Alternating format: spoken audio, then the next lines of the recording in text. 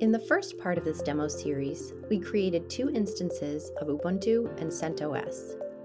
We also wrote test cases to check for Apache servers on both instances. As seen, both the test cases failed. In this demo, to pass the test cases, we will create a single recipe and use a concept called chef attributes. To do this, let's run the command chef generate attribute package, where package is the name of the attribute. This results in the creation of attribute file called package.rb under the folder attributes.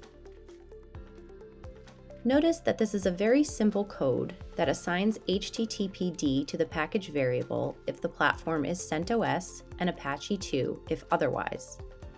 The alignment issues that you see in the code can be corrected with Cookstyle. We will have a sneak peek into Cookstyle later in the demo. The next step is to create a recipe that will pull the correct attribute value based on the platform. Let's write this code in webserver.rb.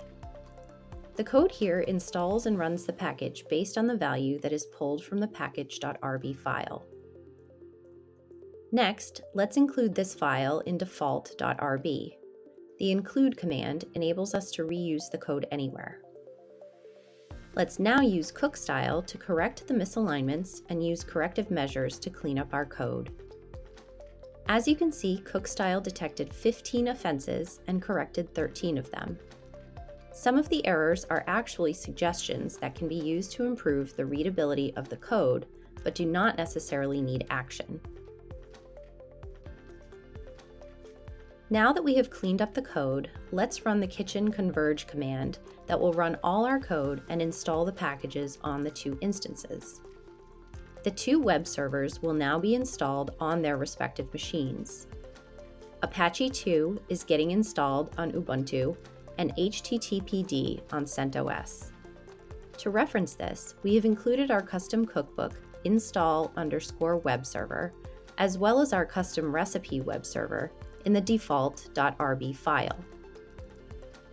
You can now see that both servers have been installed. Let's run the kitchen verify once again.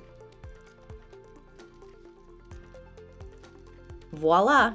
The tests that failed previously have now passed, and that is how you can create cookbooks and recipes using a test-driven development approach.